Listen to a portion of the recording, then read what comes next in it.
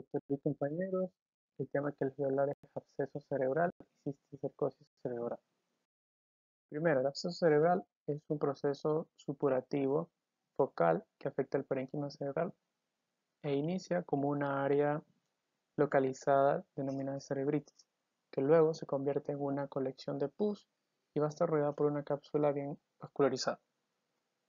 Esta patología se divide en 4 fases.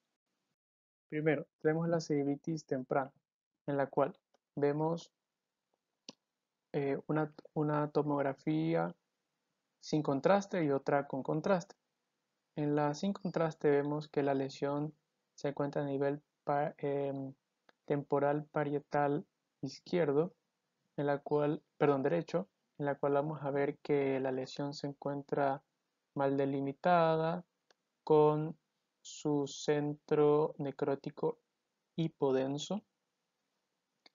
En cambio, con contraste ya podemos observar un realce parcheado, en parche. En la cerebritis tardía vamos a observar que la lesión está haciendo un efecto de masa empujando las estructuras hacia el lado contralateral. Vemos que su centro sigue siendo hipodenso y en cambio vamos a ver, también podemos observar un ligero edema y en cambio en la contrastada vamos a ver la formación de un anillo irregular, un anillo de realce irregular y ese centro es hipodenso.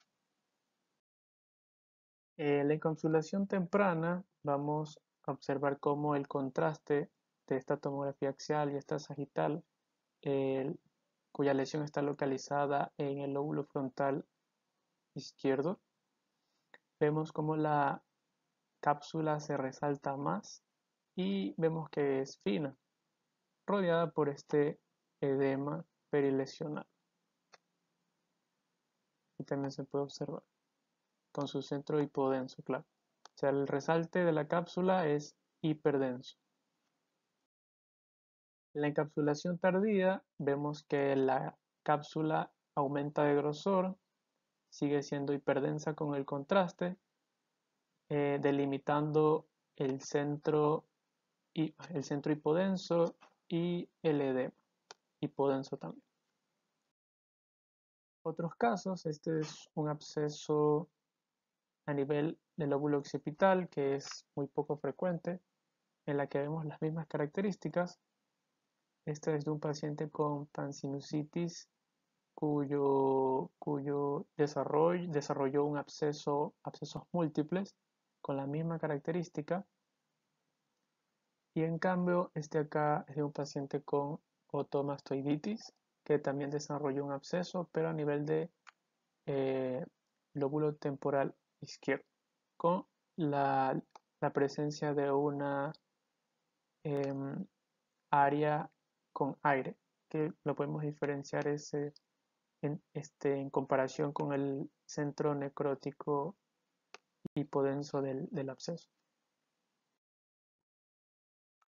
En cuanto a la resonancia magnética, estas se clasifican en T1, T2 y DWI, que son las más comunes.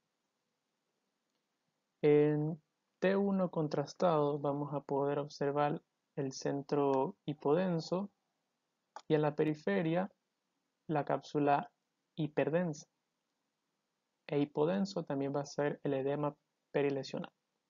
La T2, en cambio, el centro necrótico va a ser hiperdenso, la cápsula va a ser hipodensa y el edema va a ser hiperdenso. En el TWI va a haber un mayor realce en la área necrótica. En la cisticercosis cerebral, en cambio, esta es una afección producto de una Taenia solium, el cual puede desarrollarse comúnmente en los espacios subaracnoideos, pero también puede afectar el parénquima cerebral, las cisternas y los ventrículos. Esta patología se divide en 4 fases. La fase vesicular, que es la primera, vemos aquí una tomografía en corte coronal el desarrollo de unos quistes. Estos quistes tienen una pared lisa y un centro hipodenso. Y si observamos bien, hay algo aquí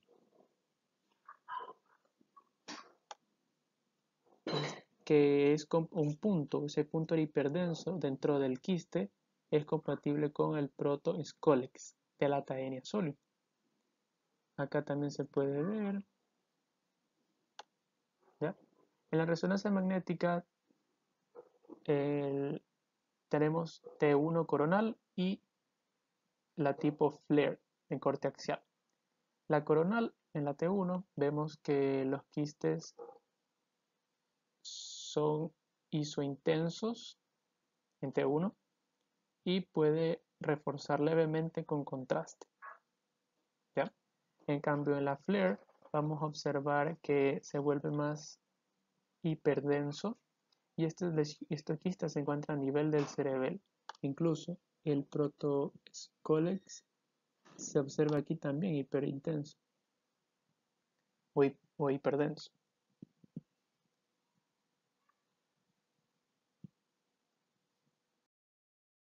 La fase vesicular coloidal, aquí vamos a poder observar que el quiste va a tener una cápsula fibrosa más gruesa. ¿Ya? Este es de un ataque corte axial. En cambio, en la resonancia magnética, tanto en T2, que es este lado, y T1 con contraste, va a haber una diferencia en cuanto a esa tonalidad. Por ejemplo, en T2 vamos a ver que la lesión, bueno, la parte central de la lesión es hiperdensa, ¿correcto? En cambio, lo que lo rodea es esa cápsula que va a ser de un color, bueno, va a ser hipodensa. Esa cápsula, bueno, la trato de marcar ahí, ajá, ahí, hipodensa, con ese ligero edema perilesional que se ve hiperdenso.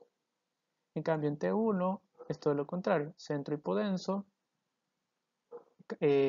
cápsula hiperdensa y el edema hipodenso. La fase nodular granular, en cambio, vemos que los quistes son irregulares, la forma es un tanto irregular.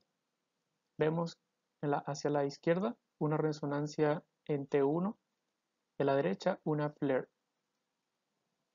En la T1 vamos a poder identificar que esas lesiones están hipercaptantes, o sea, están hiperdensas. Ajá, y se observa la formación del anillo típico. Se localiza a nivel temporal posterior izquierdo y a nivel occipital. Y esta me parece que es a nivel del ganglio basal izquierdo. Acá también podemos observar el flare, solo que aquí vamos a poder presenciar más el edema perilesional. Lo vemos, marcarlo aquí, se observa mejor. Y por último, la fase nodular calcificada, en la cual vamos a ver que los nódulos son mucho más pequeños, hiperdensos por la calcificación que tiene, ya no hay refuerzo, no hay edema, y se lo va a poder observar mucho mejor en una tomografía. Esta es mi bibliografía. Muchas gracias.